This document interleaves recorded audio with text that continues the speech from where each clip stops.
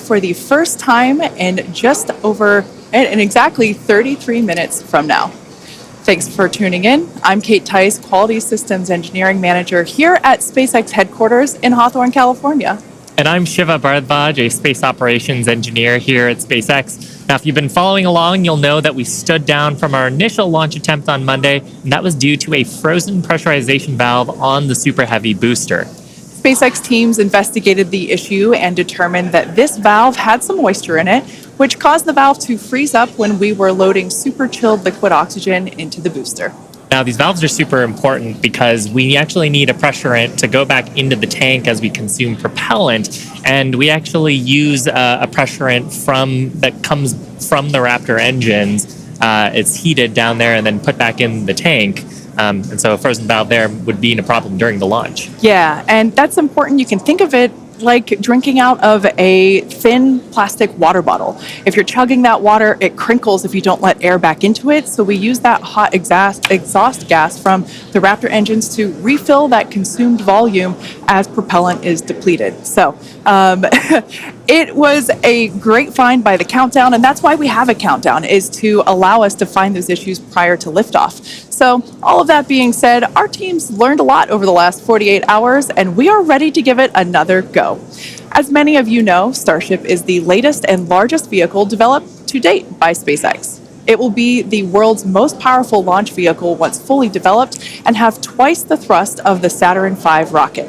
But the key breakthrough with Starship is that it will be fully reusable and capable of carrying up to 150 metric tons of payload to orbit in a reusable configuration and up to 250 metric tons when expendable. Now, for context, Falcon 9 is only partially reusable. We recovered the largest part of the rocket, that's called the first stage, but we don't recover the second stage. And Falcon 9's heaviest payload to date is just over 17 metric tons. So 150 to 250 metric tons on Starship is an order of magnitude greater in terms of the payload capacity. Now, for today's test, we will be the first of many as we work towards transitioning Starship from a developmental into an operational program. And the primary objective today is to gather as much data as we can around the fully integrated vehicle. Now, while we have flown the Starship spacecraft in the past, it is going to be the first attempt of Super Heavy and the first opportunity for us to validate how the two vehicles operate together. We are so excited for this. The purposes for today's flight, we will consider any data received that helps inform and improve future builds of Starship as a success. From a milestone standpoint, our main goal is to clear the pad. Every milestone beyond that is a bonus. The further we fly, the more data we can collect. Now, if it does all go well, then we'll expect the Super Heavy to light up its 33 Raptor engines at the base of the vehicle and lift off, clear the pad away down from in Starbase, Texas, and then it'll go into ascent. About 3 minutes into its ascent, we're going to expect to see Super Heavy separate from the Starship. It'll perform a flip maneuver, and then it'll execute a boost back burn, and we're going to be targeting a hard landing in the Gulf of Mexico. And while that's happening, we hope to see Starship's 6 second stage engines ignite and watch as Starship coasts for about an hour at altitudes ranging between 150 and 250 kilometers before re-entering Earth's atmosphere and make its own hard landing in the Pacific Ocean about 250-ish kilometers offshore. Now, we are not really expecting many camera views after separation. That is to say, if we even make it that far. But we do promise that whatever views we do have, we will bring them to you live. Yep. We have a couple of ground stations along the way, so if we are able to get good telemetry, assuming we make it that far into the ascent, then of course those will be available on the stream.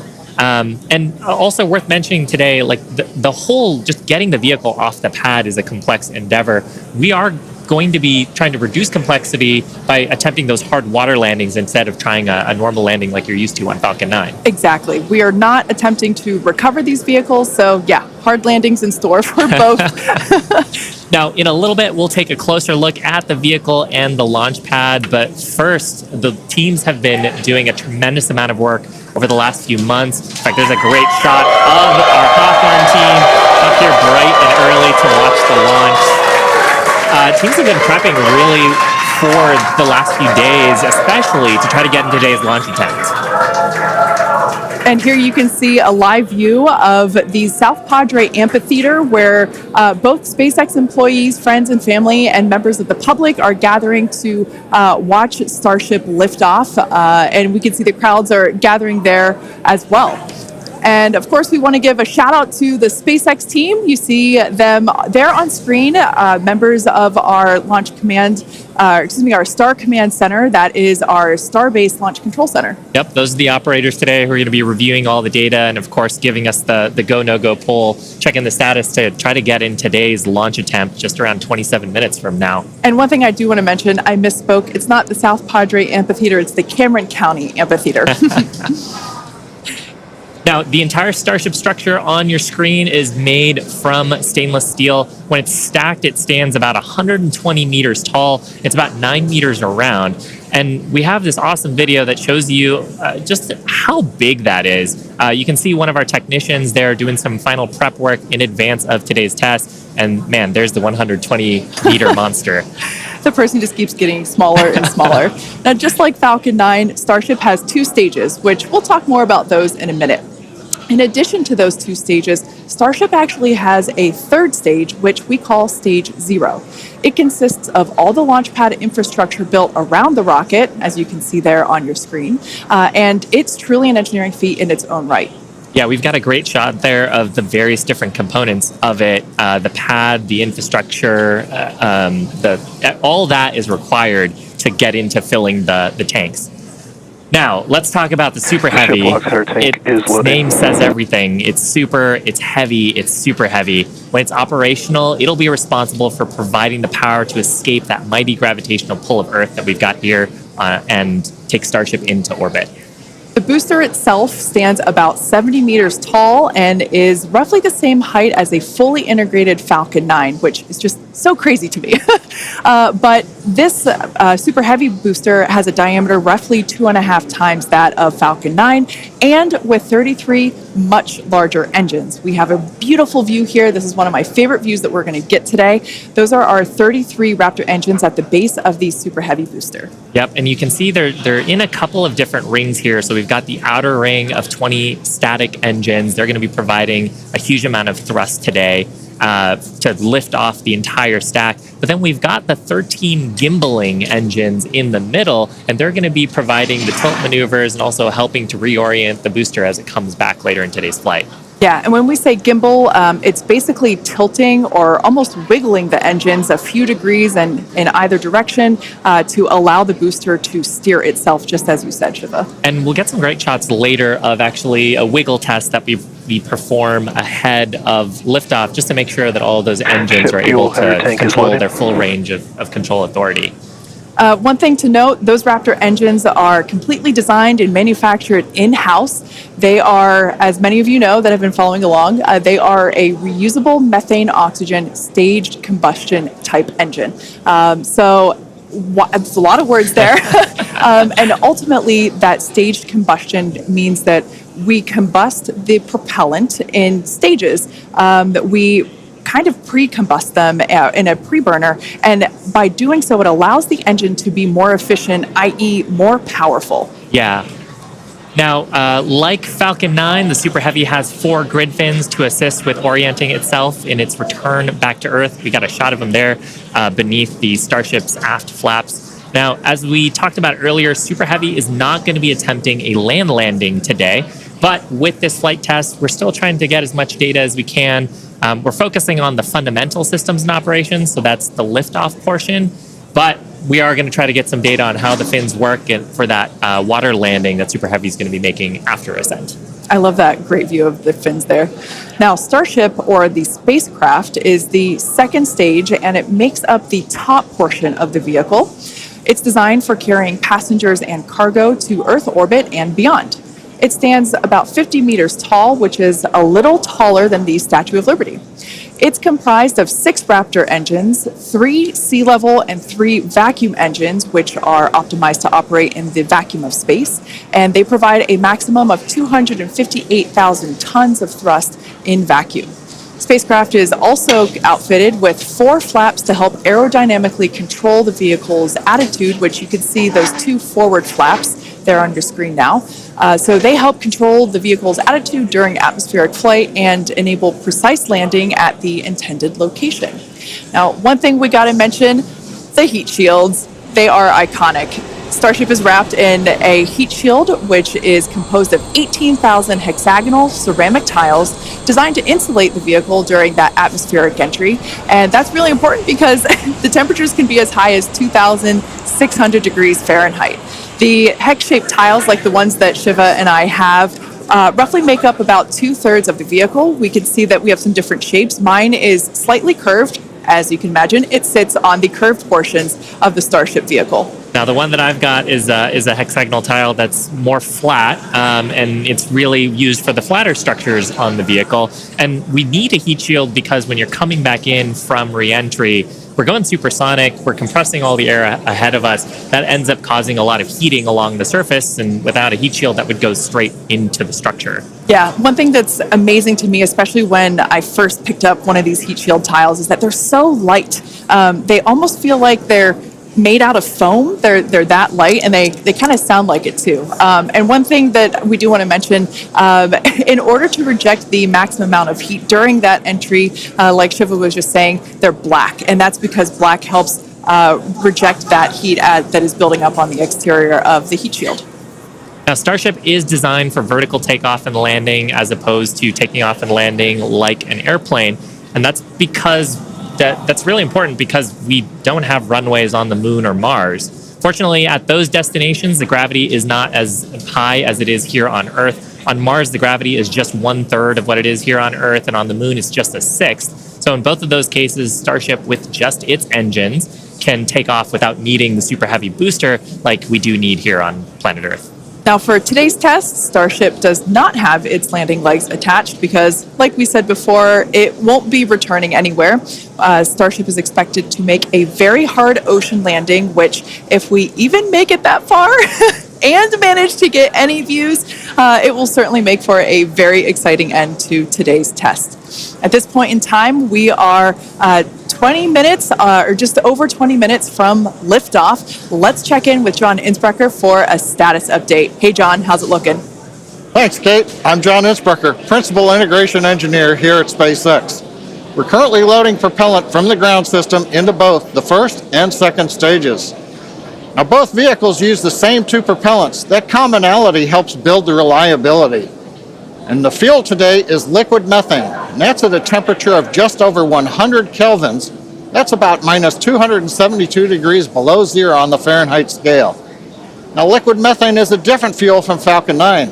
That booster uses RP1 kerosene. However, our oxidizer is liquid oxygen, and that's the same as Falcon 9. Because there is no oxygen in space to support combustion, we have to bring our own. Now, leading up to where we are right now, we had a go-no-go poll. That was conducted just after T-minus 2 hours.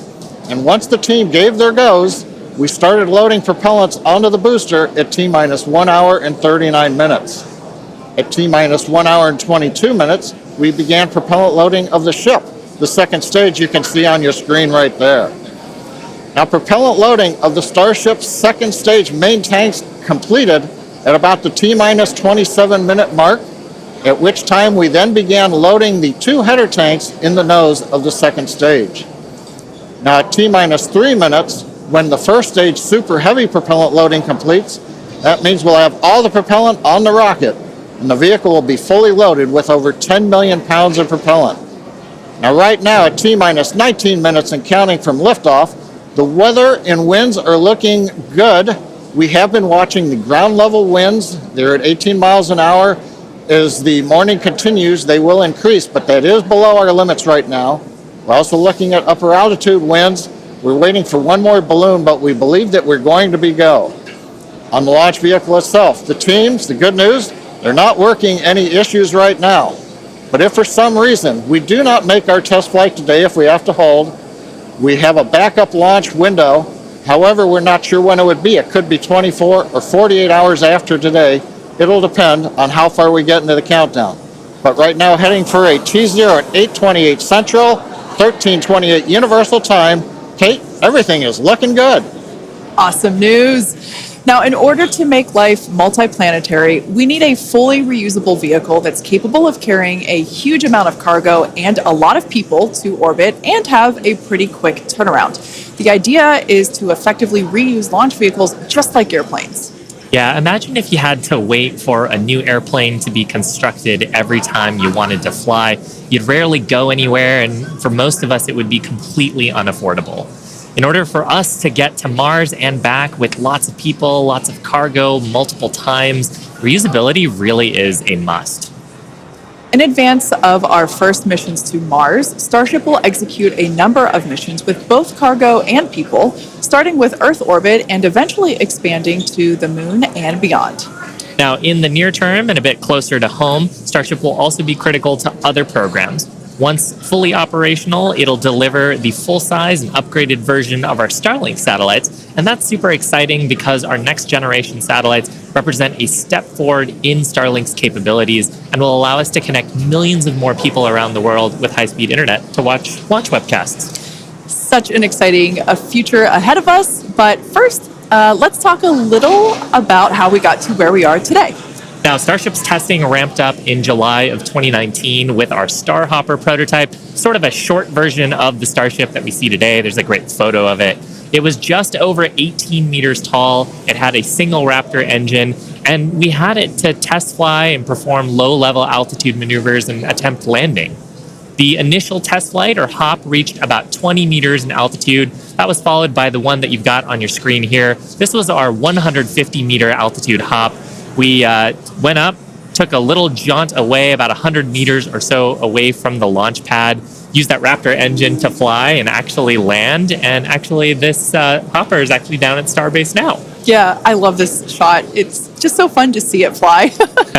After a series of 150-meter hop tests with earlier prototypes, the Starship program saw a major breakthrough during a test flight of the vehicle known as serial number 8, or SN8. You can see it there on your screen now. In December 2020, SN8 demonstrated a first-of-its-kind controlled aerodynamic descent and landing flip maneuver. 2 words, belly flop. The SN8 prototype rose to an altitude of 12.5 kilometers or 7.8 miles and conducted a belly flop maneuver, which you see there, during its descent. While it didn't stick the landing, the test was a major milestone in the development of Starship. In fact, we should be able to see that unfortunately failed landing. Boom. It was fun to watch, though. Rapid unscheduled disassembly, but learned a lot of data. Now, the testing continued on to prototype serial number 9. It took a 10-kilometer flight. That's about 6.2 miles up. In February of 2021, we had a nominal ascent. We executed the engine cutoffs once we got to the top of the altitude window. We did that belly flop maneuver, which is so much more fun to say than controlled descent, aerodynamic maneuver. That was all stable, but unfortunately, we had a dramatic end on this flight as well. We had a failure on one of the engines that resulted in another pretty large fireball. But what was really cool about both of those flights was how much we learned just between serial numbers 8 and 9 and how quickly we were able to achieve our primary objectives in those 2 flights. In addition to that, we got so much data that demonstrated control of the vehicle in that subsonic regime. Ultimately, we performed 9 Starship high-altitude test flights in total, and then, as you see on your screen there, in May of 2021, SN15 launched from Starbase, reached an altitude of about 10 kilometers, performed a number of maneuvers, and safely returned to the launch site. This was the first Starship prototype to fly, control its descent, safely land, and be recovered in one piece. And people were cheering like crazy I was after one of that them. test flight. Now, having achieved those successes in our suborbital campaign, one of the next big challenges is for the upper stage when it comes to reusability and surviving the hypersonic, really high heating phase of entry.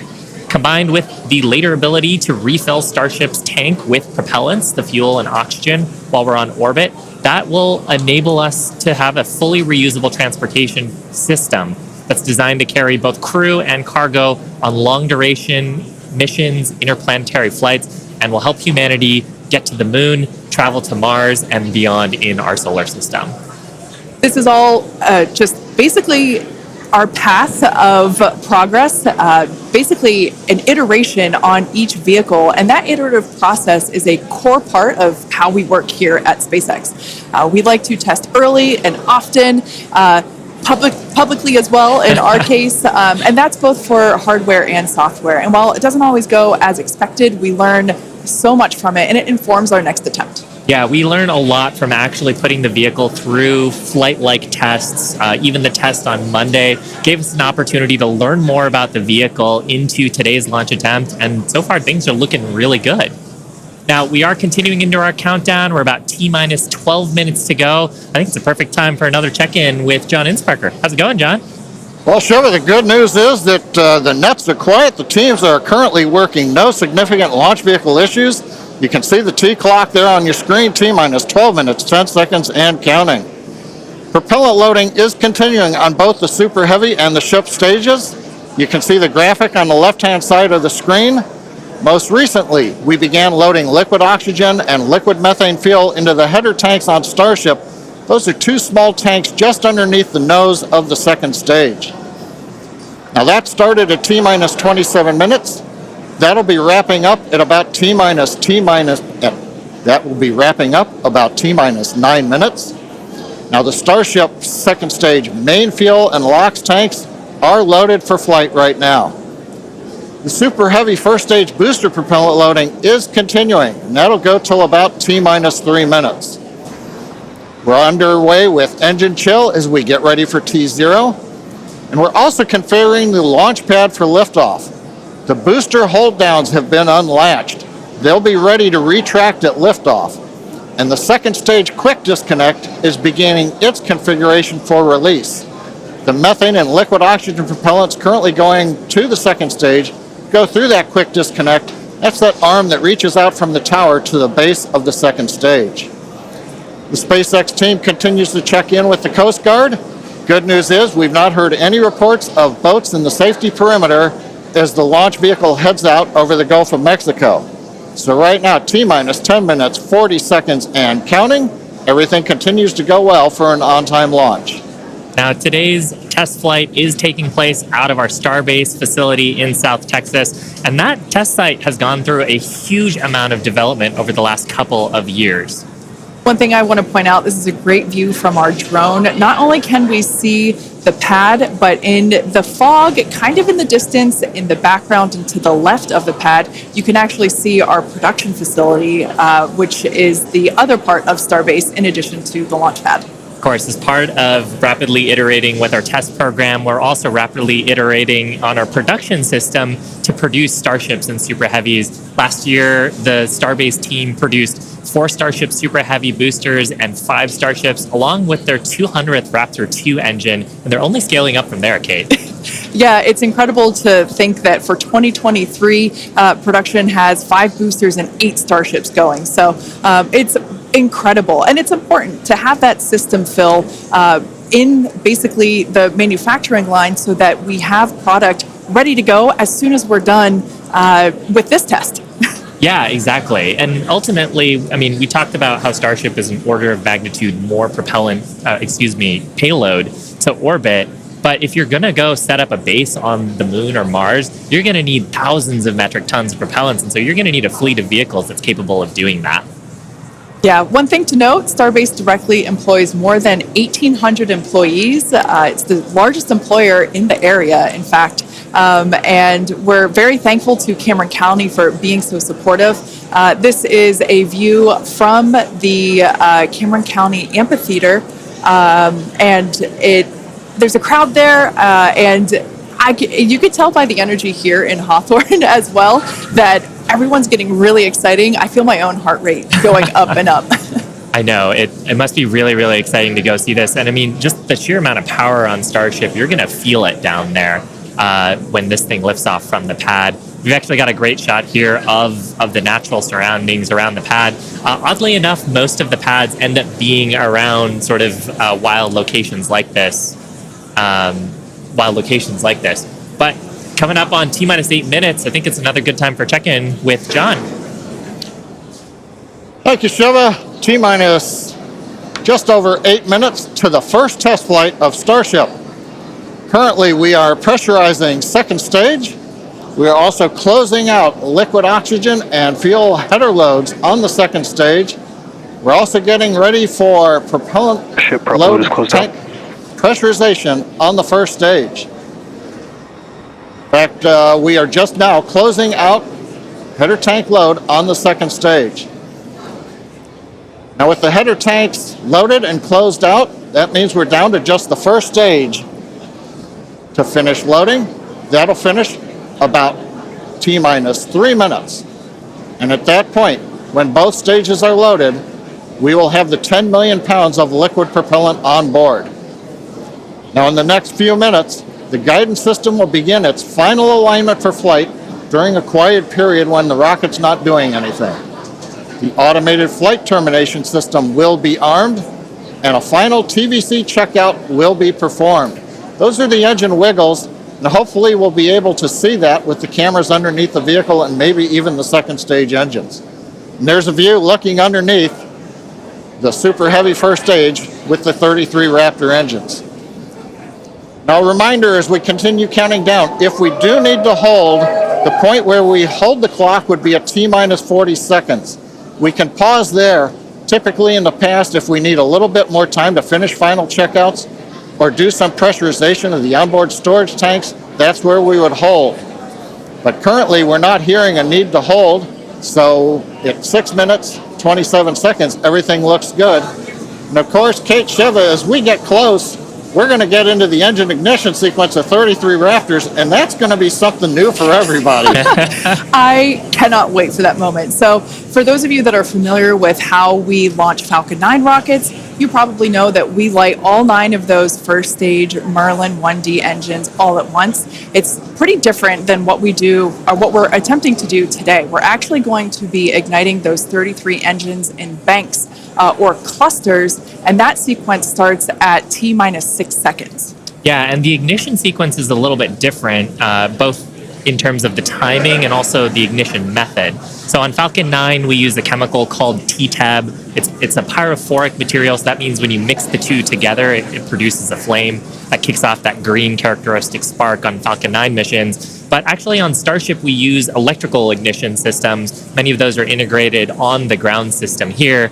And the electrical ignition, we start lighting the banks at T-minus 6 seconds, and then over the next 4 seconds, the 3 sets of banks will ignite and eventually bring the booster up to a thrust to weight greater than 1 and hopefully ascent. Super exciting. Like we said, pretty different from our Falcon 9 launches, and so this will be the first time that any of us have gotten to see this type of integrated test flight with both the Starship and the Super Heavy booster. Everyone cheering as we get into T-minus 5 minutes. We want to remind everyone that success today is anything. Yeah, it looks fun down there. It sure go join them. For today, success is anything that we learn that helps improve the future builds of Starship. If we lift off and clear the pad, we're calling that a win. A great shot of the pad there, a great shot of the quick disconnect on the second stage. You can see the frost line on the booster where that methane is fully topped up. I think we're just coming up on the last few minutes here of propellant fill on the booster. Now that quick disconnect is going to separate away as we actually get into the ignition sequence, but it's providing electrical connections now and also providing the propellants that we're loading into the vehicle. Yeah. We're just now under 4 minutes until liftoff of the Starship flight test. We've been following along for what honestly seems like days and days now, but really it kind of comes down to years. It has been a long time to get to where we are today. Now, fast forwarding a little bit, we have the opportunity to hold, if necessary, at 40 seconds, and we are able to hold there for about 15 minutes, or up to 15 minutes, and still be able to lift off. Yeah, and that's a little bit different from Falcon for the propellant sequence on Falcon that we don't have the opportunity to hold. So that's a cool new capability on Starship. Yep. Right now, T-minus 3 minutes, 10 seconds and counting. We got some great views from the drone. It's nice that the fog is slowly lifting. We get some of the blue skies, hopefully good views. What we're waiting for right now is closeout of propellant loading on the first stage. That should be wrapping up here shortly. In fact, it looks like fuel fill and drain valves are coming closed. That means first stage is fully loaded, second stage fully loaded, and that 10 million pounds of propellant on board the Starship launch vehicle. I want to take a quick moment to say that the crowd energy here is electric. I feel like it's Falcon Heavy test demo all over again. And hopefully you'll hear us as we get into the plus count. But right now, next activity is coming up. The flight termination system arms at T-minus 2 minutes. Thrust vector control checkouts at T-minus 2 minutes. And then after that, major activity will be the T-minus 40-second gate. There's a view looking up at the 33 Raptor engines. There are 20 engines in a circle on the outside, and as Shiva said earlier, 13 engines on the center. Those are the ones that I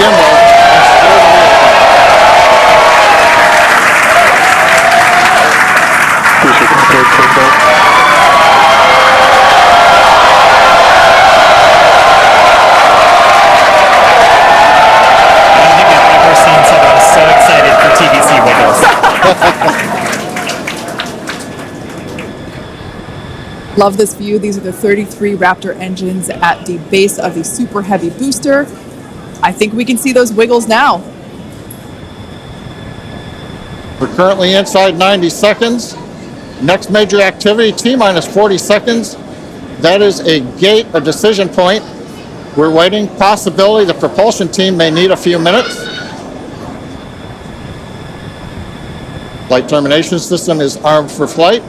We're getting ready for T-minus 1 minute and counting.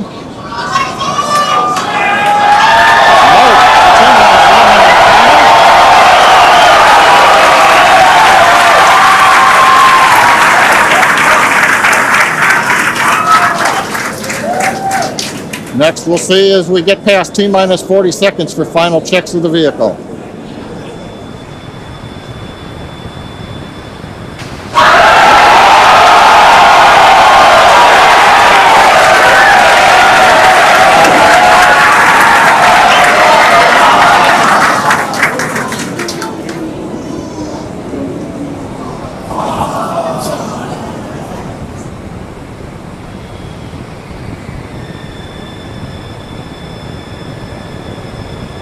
Okay, you can see the clock has recycled.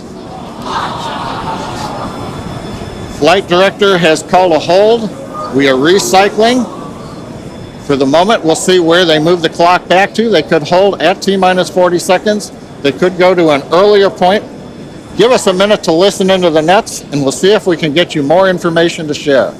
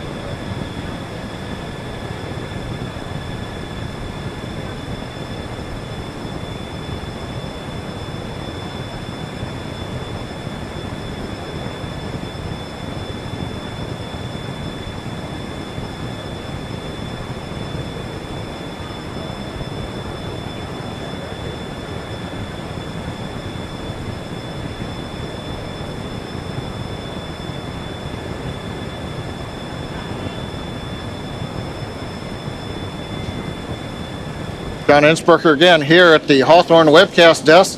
We're holding a T-minus 40 seconds. What we've heard so far is we have a couple of issues we're working. One is the booster tank pressurization. Final pressurization was just a little bit long. That's not unusual. We've held at T-minus 40 seconds before to pressurize. That appears to have been resolved. At the same time on the second stage, they're working some final purging. We should know very shortly if that is cleared and if we'll continue the countdown. Everyone, especially that person, is excited to keep going. Like John said, we should know shortly if we are able to continue. But as we mentioned before, we are able to hold up to 15 minutes and still be able to lift off today. Yeah, on Falcon 9, it's a little bit different. Once we start propellant loading, we pretty much have to go at the targeted time. Otherwise, the propellants can warm up and we may not have the performance for that particular mission profile. It's a little bit different on Starship. Folks, if I can interrupt. Yeah. It looks like they're clearing all the flags, and we're going to release at T-minus 40 seconds. That is amazing news. Amazing. Team working quickly through their issues on first and second stages. And I'm sure all of the rehearsals and simulations that they've been doing have prepared them to evaluate this data quickly to try to get us in for today's launch attempt. For those of you just joining, we have a brief hold at the T-minus 40 second mark. The team is resolving one issue with the bleed purge on the Stage 2 Raptors. Like John just said, the teams are quickly working that, and it looks like the flags are being cleared as we speak. So we should be able to resume the launch countdown any moment now. And it's worth noting on Starship that once we resume the countdown, it restarts from the 40-second period, and then we keep going unless another condition pops up. So stick around because Starship could be going here real soon. Don't walk away, that's for sure. Amazing views here coming to us from Starbase, Texas.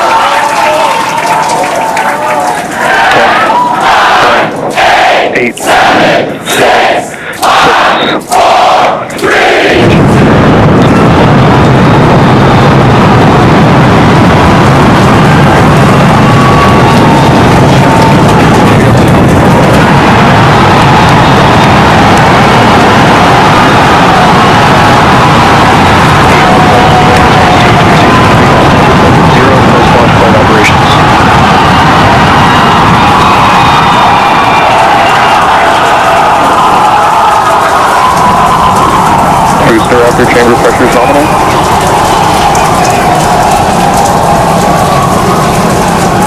2+33 seconds into the test flight of the inaugural Starship vehicle. Tower clear, wind picks over. Propulsion reports first stage engines nominal. What a sight from the ground cameras at Starbase. We're flying at twice the thrust of the Saturn V heading to space. Additional signal, surface posting. We're throttled down and throttled back up. Going through the period of maximum aerodynamic pressure.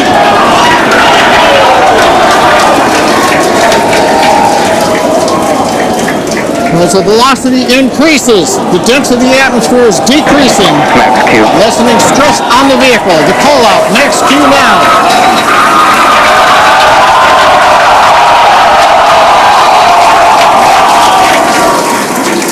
Continuing to watch the first stage as we head downrange.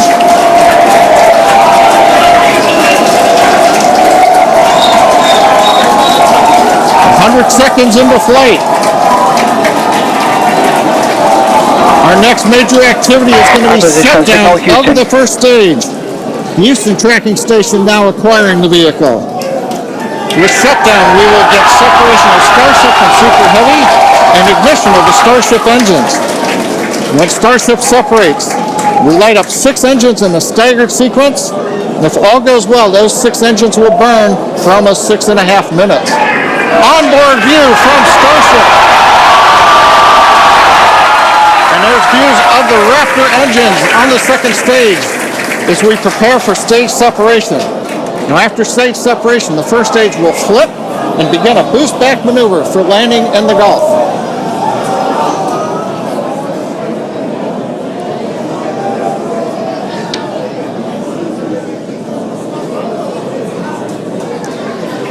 Continuing to fly, 2 minutes 40 seconds. Let's get ready for main engine cutoff. Booster engine cutoff. Beginning the flip for stage separation.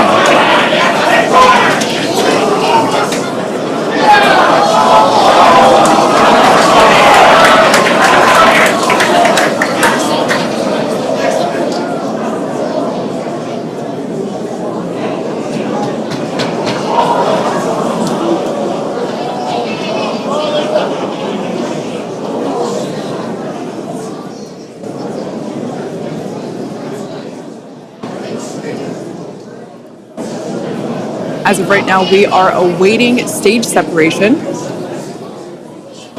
where Starship should separate from the Super Heavy booster. Yeah, Kate, right now it looks like we saw the start of the flip, but obviously we're seeing from the ground cameras the entire Starship stack continuing to rotate. We should have had separation by now. Obviously, this does not appear to be a nominal situation. Yeah, it does appear to be spinning, but I do want to remind everyone that everything after clearing the tower was icing on the cake. And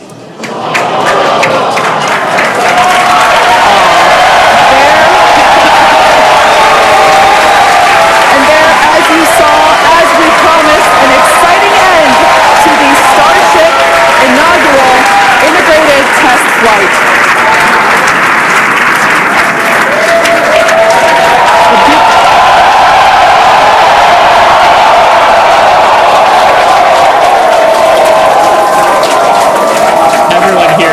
Absolutely pumped to clear the pad and make it this far into the test flight, the first integrated flight of the booster and the Starship vehicle. Live view there of our control center at Starbase, which we refer to as Star Command. As we said before, obviously we wanted to make it all the way through, but to get this far, honestly, is amazing. Well, if you're just joining us, Starship just experienced what we call a rapid unscheduled disassembly, or a RUD, during ascent. But now this was a development test. This is the first test flight of Starship, and the goal was to gather the data, and as we said, clear the pad and get ready to go again. So you never know exactly what's going to happen, but as we promised, excitement is guaranteed. And Starship gave us a rather spectacular end to what was truly an incredible test thus far. Now, as we mentioned at the start of today's program, any and all the data that we collected during the test is going to help us with further development of Starship, and it's going to improve the vehicle's reliability as SpaceX seeks to make life multiplanetary. It's really worth noting that the flight path was designed to be over water and all the air and sea space. Along with that flight path and those surrounding areas were cleared in advance of the test. And of course, we're going to be coordinating with local authorities for the recovery operations. But honestly, what an exciting morning. Oh my gosh. We had a successful liftoff from Starbase, Texas at 8:28 a.m. Central Time. We cleared the tower, which honestly was our only hope. We cleared the tower, and all the data that we collected all the way through all those Raptor, those 33, although I think we saw that 3 Raptor engines were out, but we got all that data, and we got so far as to hoping to see the Starship, the second stage, separate from the first stage, the Super Heavy booster. And unfortunately, we didn't make that happen, but that's okay. It was the first integrated launch, and honestly, today was amazing. Absolutely incredible day. We made it through a number of those initial test objectives with getting booster ascent, getting all the way through the countdown, working some issues at the end. Like, totally really fantastic day. Got through the gate at T-minus 40 seconds on the second try. everything released, the hold downs, the quick disconnect arms, everything moves out of the way. And then we got the vehicle off of the pad through max Q all the way up to stage separation, even starting into the prep for stage sep. And then, as we say, a lot of excitement. Yep. Honestly, my face has had a smile on it since liftoff, and now my face hurts. Now, since we don't have any insights on the cause of our rapid unscheduled disassembly at this point, we're going to end our webcast here. Teams will continue to review the data and work toward our next flight test. But before we go, a big congrats to the entire SpaceX team on an exciting first integrated flight test of Starship. And of course, a shout out to our viewers. We appreciate you joining us. And as always, we thank you for your interest in Starship, SpaceX, and your ongoing support. Till next time.